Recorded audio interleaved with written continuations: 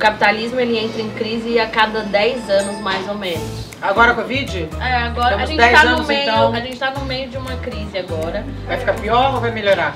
Pior, a gente ainda tá na descida, ladeira abaixo. E quando que vai ficar melhor? Depois que piorar.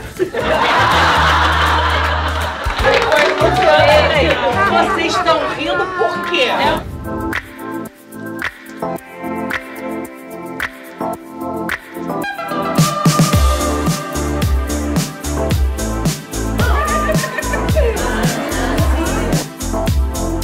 Eu não entendo nada de dinheiro, então hoje eu vou poder ficar quietinha.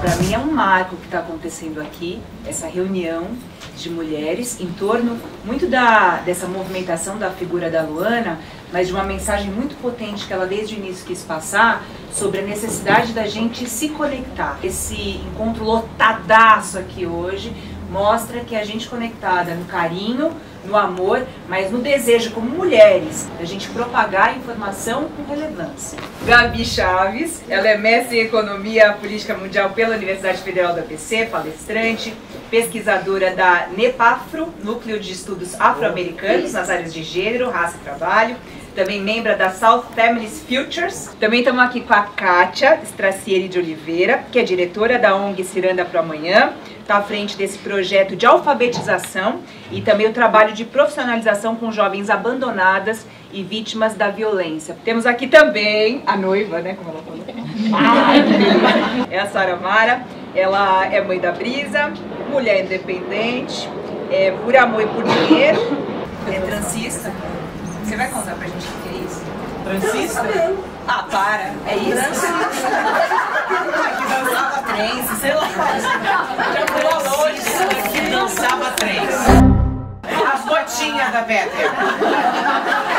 Ela é essa mulher que está encantando muita gente nas redes sociais, uma baita artista, que, enfim, vai contar um pouquinho pra gente dessa história dela hoje aqui, que vai inspirar muita gente. A gente não é ensinada, né, Gabi, a cuidar de dinheiro, mas por que é tão difícil, meu Deus do céu, a gente falar de dinheiro e já entrar um pouquinho nessa alfabetização? Conta pra gente. Quando eu entrei na faculdade de economia, eu não conhecia nenhum economista. E na primeira aula a professora falou, a economia não é a ciência do dinheiro, a gente fala sobre a produção e distribuição de valor numa sociedade. E eu falei, nossa. Nossa, eu tô falando eu, nossa. E aí eu comecei a trabalhar no mercado financeiro e descobri um mundo paralelo onde as pessoas conquistavam as coisas pelo investimento e não pela dívida. E eu falei, cara, esse universo, as pessoas de onde eu venho não estão falando sobre isso.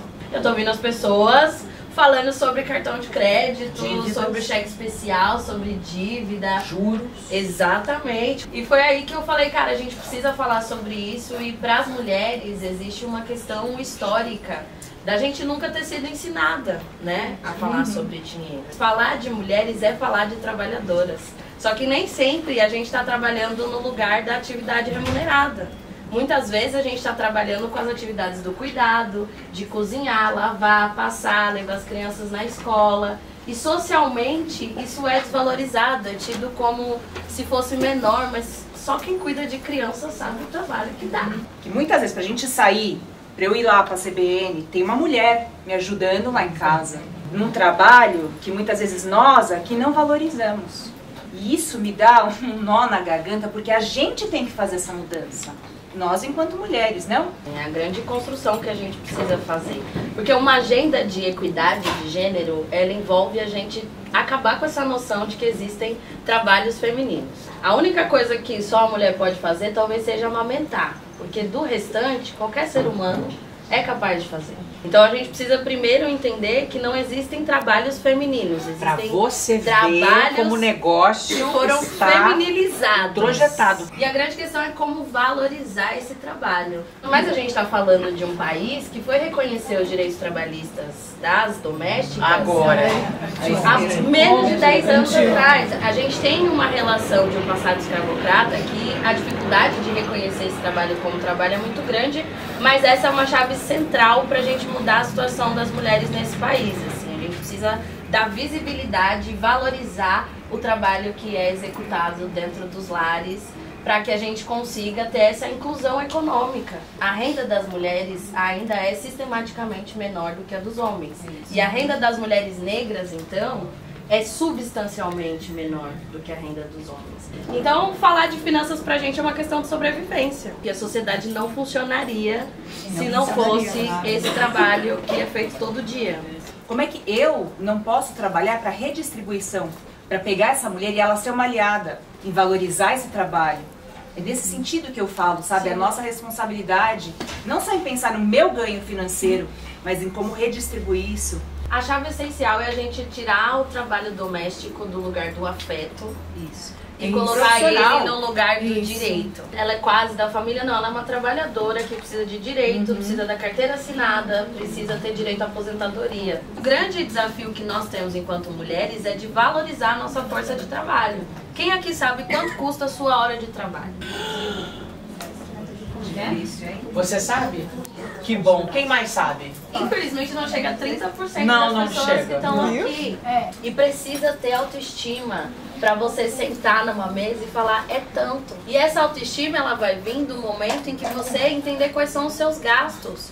Quanto que você gasta de aluguel, quanto que você gasta de supermercado, quanto que você gasta na farmácia. É quando você listar todos esses números e dividir pelo número de horas que você trabalha numa semana, que você vai chegar num valor mínimo de hora, que eu chamo esse valor não de salário mínimo, mas de salário da dignidade, porque no final do dia a gente tá falando sobre o básico, sobre morar bem, sobre comer bem, que não devia ser privilégio, é direito da humanidade. Eu não tinha onde ficar com a minha filha, então eu fui morar no trabalho com a criança, então tipo, eu tinha que me sujeitar a muitas coisas pra não, né?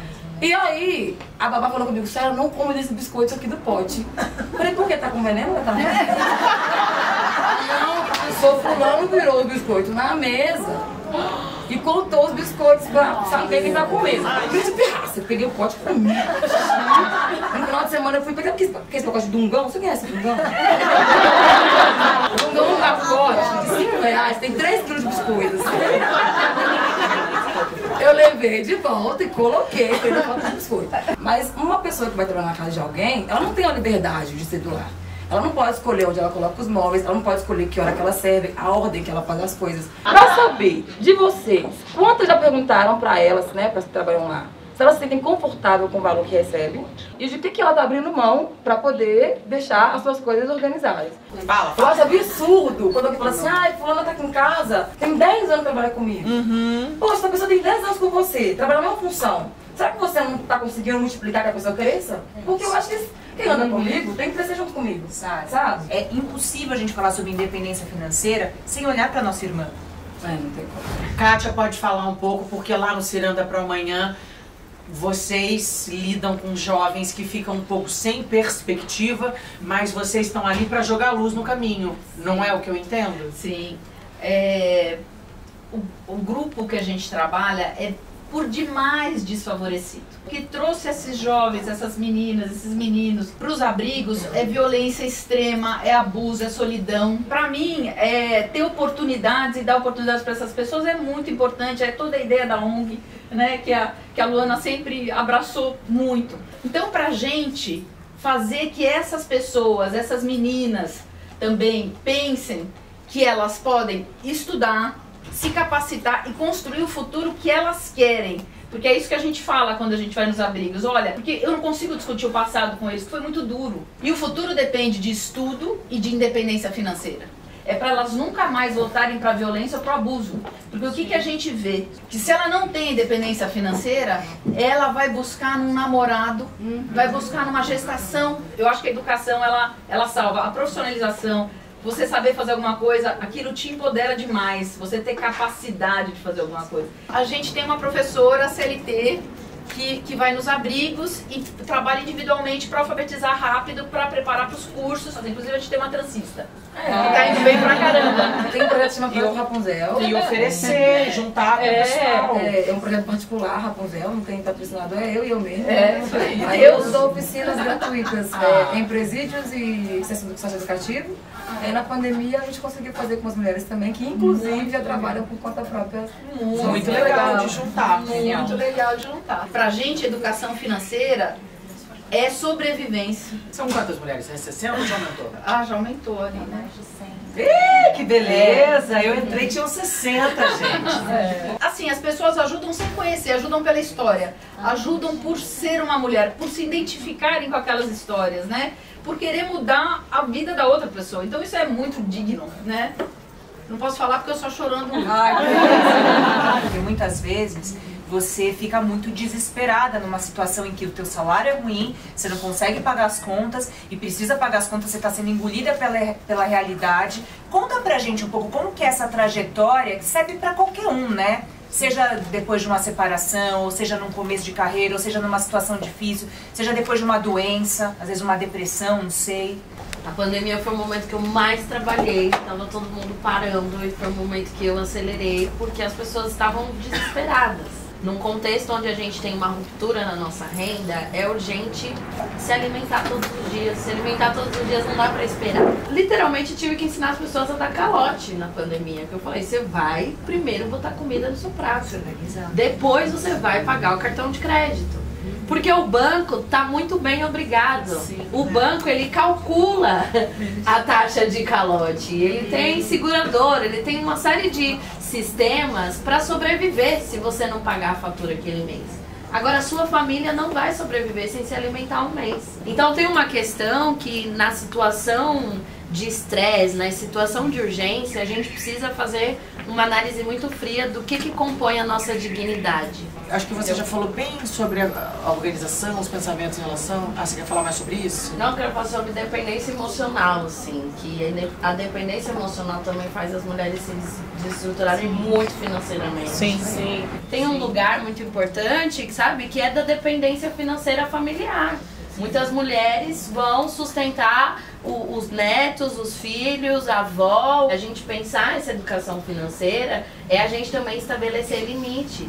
E como é que a gente se apropria do que a gente produz? Porque a quantidade de mulheres que ficam totalmente desestabilizadas depois de um divórcio é algo que convoca a gente a ter essa conversa sobre independência financeira. Que a gente consiga quebrar esse ciclo, né, com as crianças também, principalmente com as meninas, né, porque elas precisam crescer empoderadas, né, que elas não precisam ser Amélia para ser de verdade, né, mas que elas tenham a liberdade de ser quem elas quiserem enquanto crianças, né. A grande questão é como é que a gente traz ferramentas para que a gente consiga ter escolhas. E isso envolve necessariamente dominar o nosso dinheiro. Quem que pode ajudar? É no front, eu ajudo, eu tenho uma escola de finanças, gente. Gente, ela tem uma escola de finanças, ou seja, ela não é só uma consultora, ela ensina você a ser independente. Exato. A você não ter que contratar uma outra pessoa. Isso é maravilhoso. E eu é outra ensino informação isso que de precisa ser multiplicada. E eu ensino de forma independente das instituições financeiras. Porque Ótimo. hoje as pessoas têm o gerente do banco como uma maior fonte de informação. Era isso que eu queria saber, porque Só que eu esse tenho cara, lá minhas coisas. ele é um funcionário, ele é um Dono funcionário dele. do banco, ele não é seu funcionário. A partir de quando a gente começa a conseguir investir? Tipo, como é que eu estruturo para sobrar um pouco de dinheiro? E Vou contar. pode? A partir de R$1. Tá vendo como é muito mais próximo do que a gente acha? E a competitividade das instituições financeiras está fazendo eles correr atrás dos clientes. Então eles querem oferecer produto barato, porque finalmente eles entenderam que as pessoas que ganham menos movimentam a economia desse país. A gente precisava ter esse tipo de educação na escola. Na escola. E o ponto é que a educação financeira já faz parte do Currículo Nacional da Educação, mas os professores não foram treinados. Não que não quiséssemos dar esse Com certeza, e querem esse conhecimento. Eles sentem essa carência, só que nós estamos de mãos atadas. Os professores são cobrados para que aquilo siga rigorosamente o que o secretário da Educação entende que é o correto. Só que ele não está lá. Na pandemia eu comecei a ter uma vida livre, independente do meu marido, de tudo, tendo um brechó, um size, pegando as minhas roupas, vendendo para fazer dinheiro, que eu falei, eu vou provar para mim que eu consigo me manter. Então foi a partir daí que eu falei, eu tenho que juntar. Mas aí você botou no cofre? Comecei cofre, mas eu não tenho só os cofres. Além Mas dos tira do cofre, Tira do cofre. Tira. Eu tenho orgulho deles. Como é que a gente constrói investimento na prática? Primeiro, a gente precisa ter uma reserva de emergência. Coisas acontecem, geladeiras quebram e geladeira custa caro. Uma reserva de emergência que tenha pelo menos 3 vezes o nosso valor mínimo de dignidade. Mas vai guardando aos poucos? Certo? Vai guardando aos poucos. Tudo começa no primeiro real, entendeu? São as 5 caixinhas de investimento que a gente tem que ter na nossa vida. Reserva de emergência, curto prazo, médio prazo, longo prazo e aposentadoria. Muito bem. Quando você me reconhece nesse lugar aqui como mulher indígena, me deixando vir dentro da minha cultura, você me dá a certeza que eu posso avançar. Então eu queria encerrar hoje dando a certeza para você que quando a mulher indígena se movimenta, ela movimenta com toda a sua comunidade. Eu posso dizer sim, eu sou uma mulher indígena tupinambá.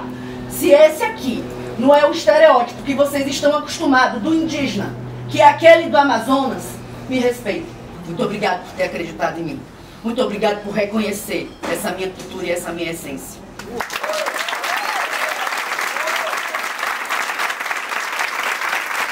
Sou Isabelle Potter, eu sou travesti. Um pouco da minha história de uma mulher que passou pela prostituição e deixou ela 9 meses.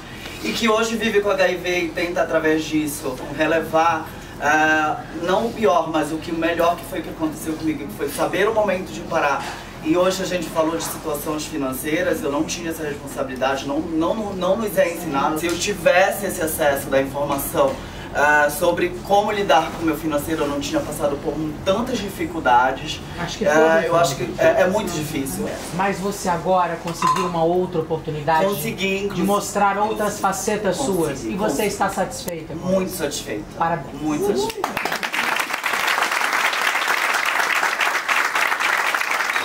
Vim no oráculo semana passada e mudou completamente assim, a forma como eu vejo as pessoas. Embora eu tenha essa cara, viu, gente? Essa pele de pêssego, eu já tenho 50 anos. Então eu vivi o plano Collor. Eu tenho medo de deixar dinheiro no banco. Porque como você recomeça sem nenhum centavo, assim, né? Porque foi um trauma que ficou. A gente precisa entender com quem está o dinheiro. A gente tem uma confiança que os bancos mais tradicionais não vão quebrar, né? Mas isso é uma confiança, não existe nenhuma certeza que nenhum banco vai quebrar. Existem investimentos onde você empresta o dinheiro não para o banco, mas para empresas. Por exemplo, compra ações. Quando você compra ação de uma empresa, você está investindo naquela empresa. E existem também os títulos públicos, que é onde você está emprestando dinheiro para o governo. É importante entender esses 3 caminhos para a gente refletir sobre esse risco de confisco, porque de fato as instituições podem quebrar. O que é importante? É a gente dividir o risco. Nosso dinheiro não pode estar todo em um lugar só. O dinheiro precisa estar espalhado. E a outra coisa é olhar para títulos que têm uma grande participação do mercado internacional. O Tesouro Nacional são títulos públicos do governo. E nossas coisas brazucas. E nossas coisas brazucas. Okay. Só que esses títulos, eles têm uma grande participação dos investidores estrangeiros. Ok. Tesouro Direto. Não é uma informação que eu dava. Tesourodireto.com.br. Aqui é dado. Vou colocar aqui um exemplo. Você tem 50 anos e você quer se aposentar com 70 anos e ter uma renda de R$3.000 por mês. Luana, lê pra mim quanto ela tem que investir. Calma que eu preciso só do foco.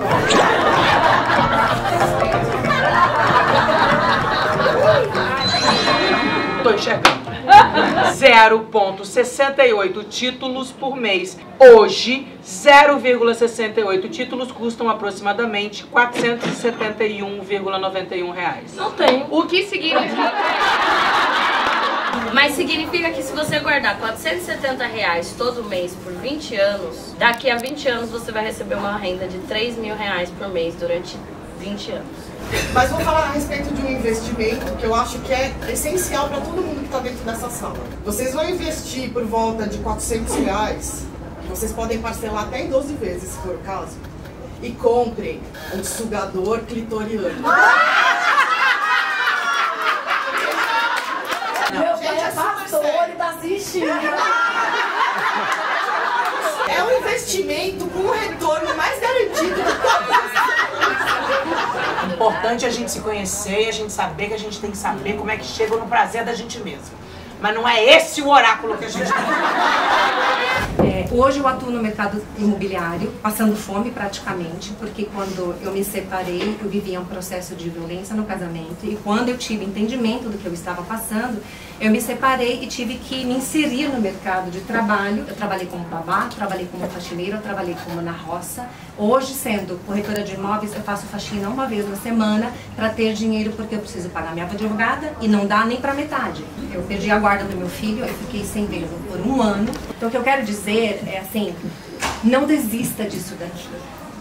Se nós estamos aqui, Luana, e você repostou um post meu no Instagram, isso me deu uma força, uma energia tão grande.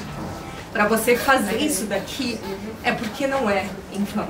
É porque dá esperança pra gente de que ainda há esperança no ser humano. Então eu só quero agradecer a vocês todas que contaram sua história. Noiva é incrível.